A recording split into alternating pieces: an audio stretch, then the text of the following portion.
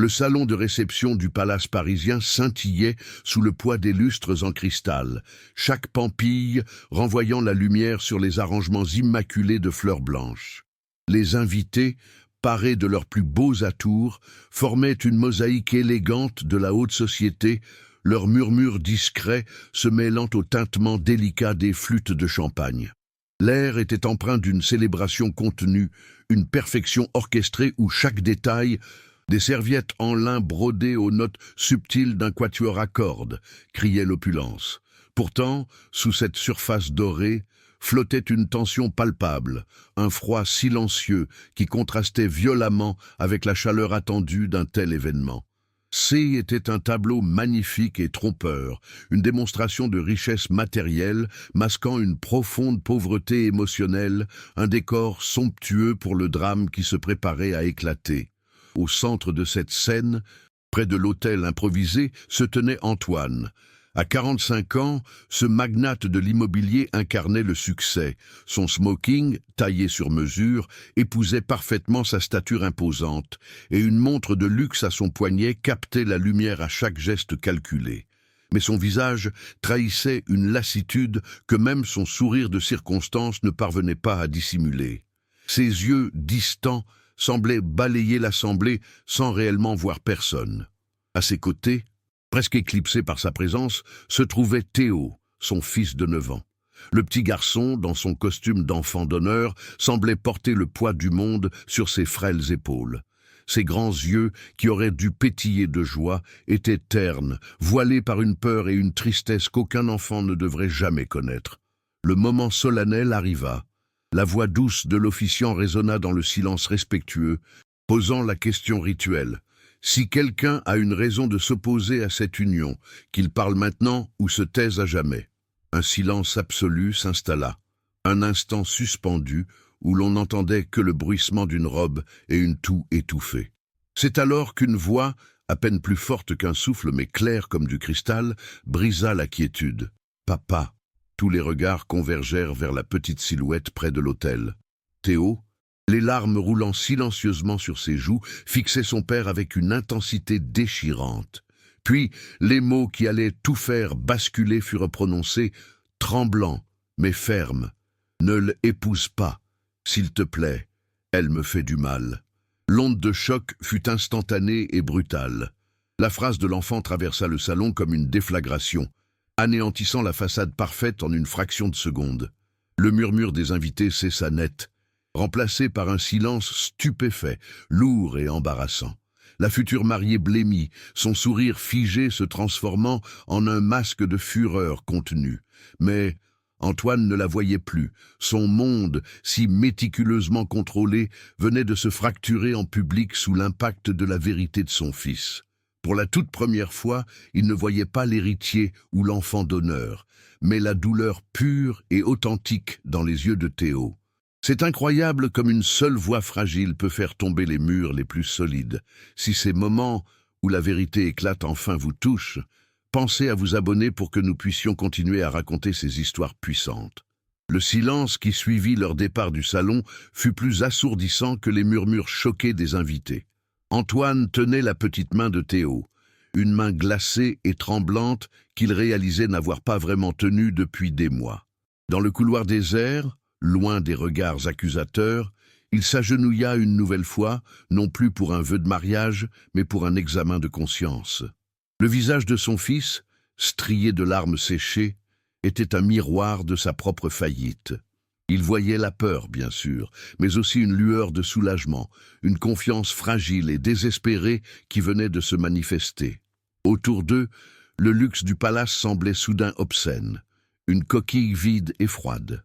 Il ne savait pas quoi dire, comment réparer.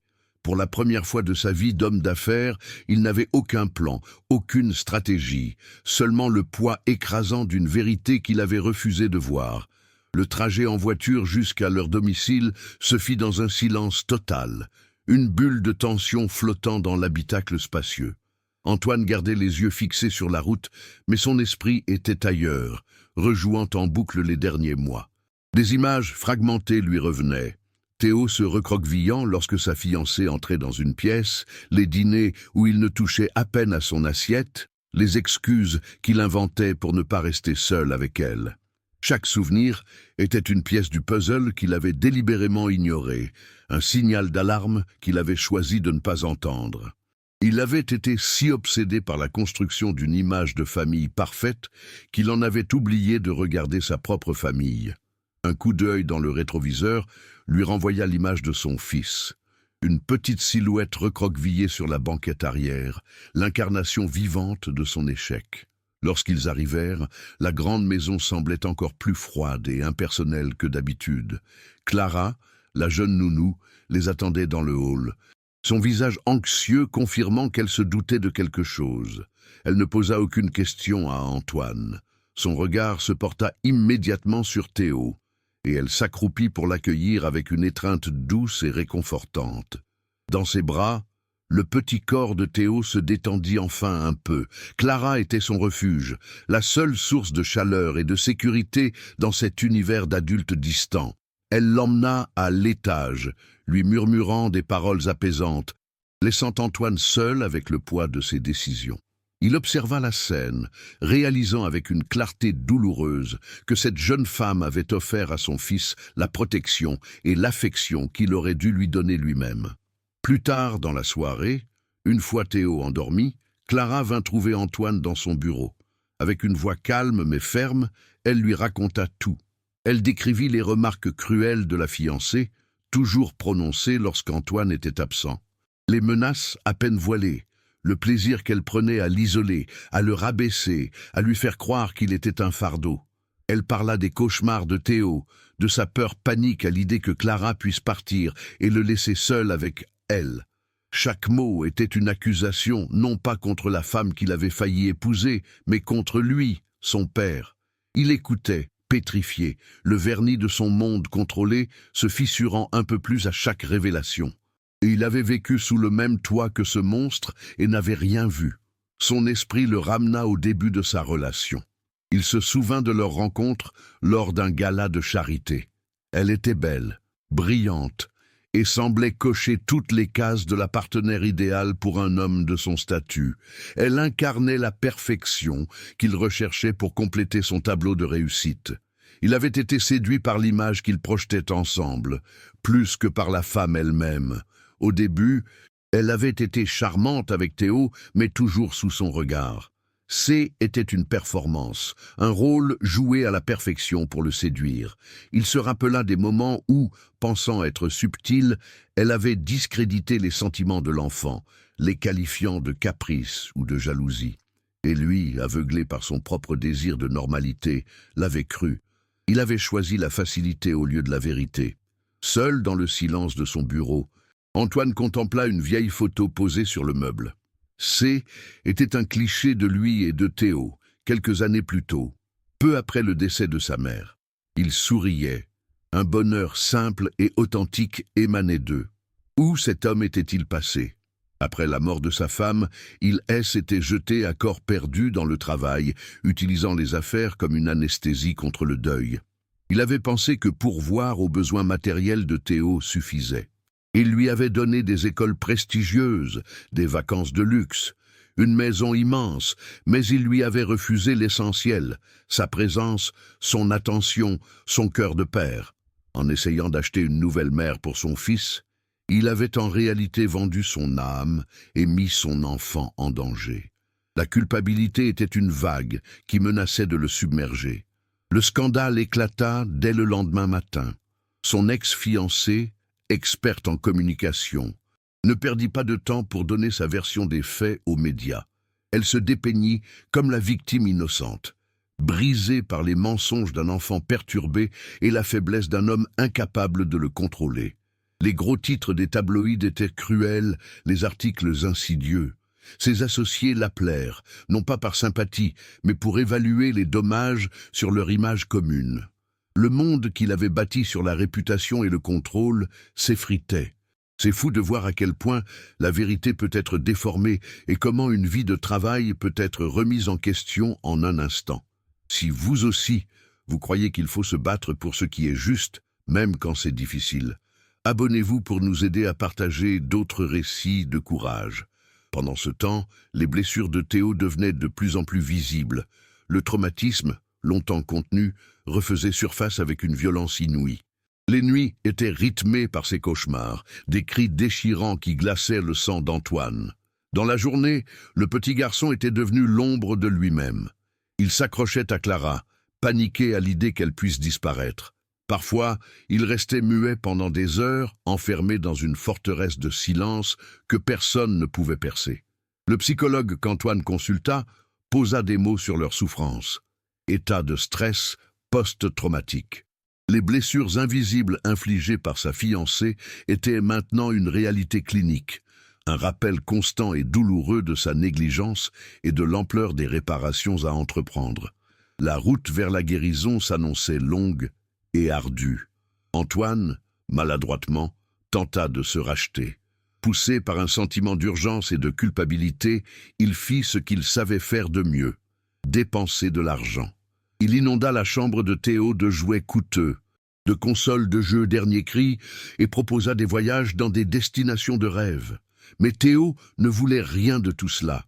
Il repoussait les cadeaux avec une indifférence qui brisait le cœur de son père. Un après-midi, alors qu'Antoine essayait de lui parler, il haussa légèrement la voix, impatienté par son silence. Théo sursauta violemment, un réflexe de peur conditionné par des mois de terreur psychologique. À cet instant, Antoine comprit que le fossé entre eux ne pouvait être comblé par des biens matériels. Il devait réapprendre à être un père et il ne savait absolument pas par où commencer. Un soir, alors que la maison était plongée dans la pénombre, Antoine trouva Théo assis par terre dans sa chambre, feuilletant en silence un vieil album photo. Ces étaient des photos de sa mère. Au lieu de parler, de poser des questions ou de proposer une distraction, Antoine s'assit simplement à côté de lui sur le sol. Ils restèrent ainsi un long moment, dans un silence partagé, regardant les images d'un passé heureux. Puis, d'une voix douce, Antoine commença à raconter une anecdote amusante sur sa mère, un petit souvenir simple et joyeux. Pour la première fois depuis le mariage avorté, Théo leva les yeux vers lui, et dans son regard, il n'y avait plus de peur, juste une lueur de curiosité. La guérison commence souvent comme ça, dans les moments les plus simples. Savoir que votre soutien nous permet de raconter ces victoires silencieuses nous donne la force de continuer. Alors, n'hésitez pas à vous abonner. Ce petit moment de connexion fut un déclic. Sur les conseils de Clara et du thérapeute, Antoine commença à démanteler sa vie d'avant pour en construire une nouvelle, centrée sur son fils. Il annula ses réunions du soir pour être présent au dîner, chaque soir, sans exception. Il apprit à écouter, pas seulement les mots de Théo, mais aussi ses longs silences, qui en disaient souvent bien plus. Ensemble, ils instaurèrent de petits rituels qui devinrent sacrés.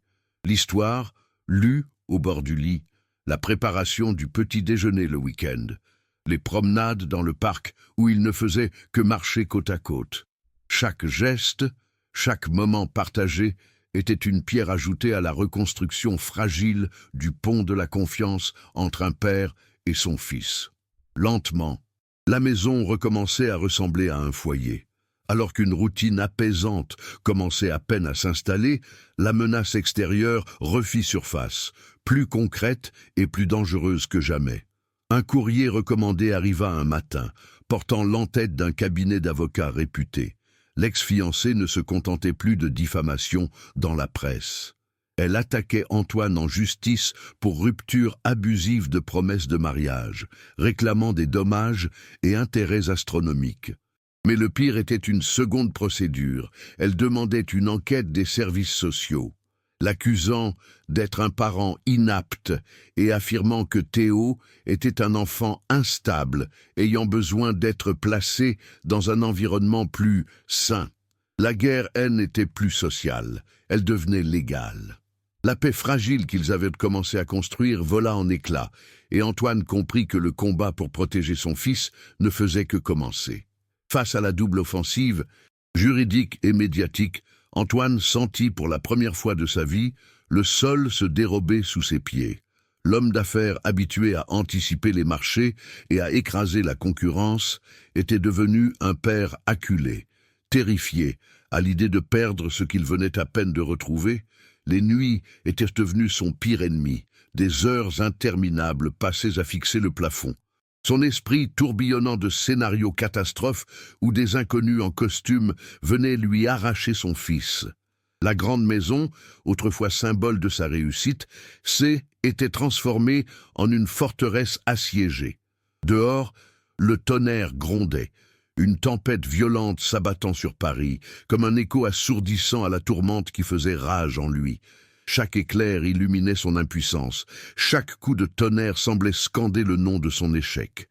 C'est au cœur de cette nuit déchaînée qu'un cri déchira le silence. Ce haine n'était pas un simple gémissement de mauvais rêve, mais un son primal, écho brut de mois de terreur accumulés qui venaient de trouver une issue. Antoine bondit hors de son lit, le cœur martelant sa poitrine, et courut dans le couloir jusqu'à la chambre de Théo. Il n'y avait plus de calcul, plus de stratégie, seulement l'instinct pur d'un père répondant à l'appel de son enfant en détresse. Il trouva le petit garçon assis dans son lit, les yeux grands ouverts et vides, le corps secoué de tremblements incontrôlables. Il ne pleurait pas, ce qui était pire encore. Il était figé dans une terreur silencieuse, perdu dans les limbes d'un cauchemar dont il n'arrivait pas à s'échapper, même éveillé. Antoine s'approcha lentement et s'assit sur le bord du lit. Il ne tenta pas de le toucher tout de suite, craignant de le faire sursauter. Il regarda simplement son fils, et pour la première fois, il vit au-delà de la peur. Il vit la fracture profonde que son aveuglement avait causée, la solitude immense dans laquelle il l'avait laissé. Il ne voyait plus un enfant à consoler, mais une âme à réparer, une confiance à rebâtir brique par brique. Le poids de sa culpabilité était si lourd qu'il lui coupa le souffle. Toutes les richesses du monde, tous les avocats les plus chers ne pouvaient rien contre cette douleur-là. Il n'y avait qu'une seule chose à faire, une seule vérité à prononcer. Aussi terrifiante et libératrice fut-elle. D'une voix brisée par une émotion qu'il ne cherchait plus à contenir, il murmura dans la pénombre. « Fils, pardonne-moi. Papa a tout gâché. J'y étais aveugle, mais maintenant je te vois. Je te promets que plus personne ne te fera de mal tant que je serai là. » Les mots, simples et nus, planèrent dans la pièce, chargés de tout le poids de son regret. Théo tourna lentement la tête vers lui, ses grands yeux sortant enfin de leur torpeur. Il y eut un long silence, seulement troublé par les sanglots étouffés d'Antoine. Puis, d'une toute petite voix qui semblait franchir un océan de douleur, Théo répondit « Je t'aime, papa ». Et il se jeta dans les bras de son père, pleurant enfin toutes les larmes qu'il avait retenues. L'orage extérieur continuait sa furie, mais dans la petite chambre, un calme profond était installé. Antoine serrait son fils contre lui, sentant le petit corps se détendre enfin, s'abandonner au sommeil dans la sécurité de son étreinte. En cet instant, quelque chose changea radicalement en lui. La peur de la ruine sociale et financière, la crainte du jugement des autres, tout cela s'était évaporé, remplacé par une clarté de fer. Il n'était plus la victime d'une situation, il était le protecteur de son fils. Il se battrait, non plus pour son empire ou sa réputation, mais pour ce petit garçon endormi dans ses bras. Il avait trouvé sa véritable raison de vivre et armé de cet amour inconditionnel, il se sentait invincible. La guerre était loin d'être terminée, mais il venait de remporter la seule bataille qui comptait vraiment. La tempête légale qui s'abattit sur eux fut violente, mais Antoine N. était plus le même homme. Guidé par une résolution nouvelle, il aborda la menace non pas comme un homme d'affaires protégeant ses actifs, mais comme un père défendant son enfant. Il refusa de se lancer dans une bataille médiatique sordide. Au lieu de cela, il arma ses avocats de la vérité silencieuse. Les rapports détaillés du psychologue de Théo, le témoignage posé et factuel de Clara et les preuves discrètes des changements de comportement de son fils au fil des mois. Il ne cherchait pas à détruire son ex-fiancé, mais simplement à ériger un mur infranchissable autour de son fils. Face à la solidité de ce dossier, les accusations s'effondrèrent sur elles-mêmes. Les procédures furent abandonnées dans une discrétion presque décevante pour les tabloïds. La victoire d'Antoine ne fit pas la une des journaux. Elle se manifesta dans le soupir de soulagement de Théo. La grande maison, autrefois un mausolée de solitude et de perfection glaciale, se transforma lentement en un foyer vibrant de vie. Antoine réorganisa radicalement sa vie professionnelle, vendant une partie de ses entreprises et déléguant le reste pour s'assurer que ses journées se terminent à la maison, et non dans une salle de conseil. Les dîners silencieux furent remplacés par des repas où l'on discutait de l'école, des amis et des rêves. Clara, qui avait été le phare de Théo dans la tempête, fut invitée à rester, non plus comme une employée, mais comme un membre à part entière de leur nouvelle famille. Ses rires se mêlaient désormais à ceux de Théo dans les couloirs. Les murs immaculés se couvrirent de dessins d'enfants et de photos de leur week-end improvisé, chaque image étant une cicatrice heureuse sur le passé, la preuve tangible que l'amour pouvait reconstruire ce que l'orgueil avait failli anéantir. Fort de cette paix retrouvée, Antoine comprit que sa rédemption ne pouvait être complète en restant confiné à sa sphère privée. Le souvenir de son aveuglement le hantait, mais au lieu de le laisser le ronger, il décida de le transformer en une force pour les autres. Il utilisa son influence et une part considérable de sa fortune pour créer une fondation dédiée au soutien des enfants victimes de maltraitance psychologique dans des environnements familiaux privilégiés, là où l'image et le silence sont souvent les pires complices. Il ne cherchait ni la reconnaissance ni l'absolution. Son objectif était simple: s'assurer que d'autres pères, aveuglés par leurs ambitions, aient une chance d'entendre la vérité avant qu'il ne soit trop tard. Il donnait des conférences, non pas en tant que magnate, mais en tant que père, qui avait failli tout perdre et qui avait été sauvé par le courage de son fils. Quelques années plus tard, le jardin N était plus un simple décor, mais une scène de vie. Un Théo de 14 ans, grand, souriant et plein d'assurance, lançait un ballon de basket à son père. Il n'y avait plus aucune trace de l'enfant effrayé qu'il avait été. Leur complicité était évidente, une danse facile, faite de taquineries et de rires partagés. En les regardant depuis la terrasse, Clara souriait. Antoine avait appris que son plus grand accomplissement N n'était pas l'empire qu'il avait bâti, mais le jeune homme qu'il avait aidé à se reconstruire. Leur histoire est un puissant rappel que les plus grandes fortunes ne se comptent pas en argent, mais en moments de vérité et de courage. C'est pour continuer à partager ces récits de guérison que votre soutien est si important. Alors, pensez à vous abonner pour ne rien manquer.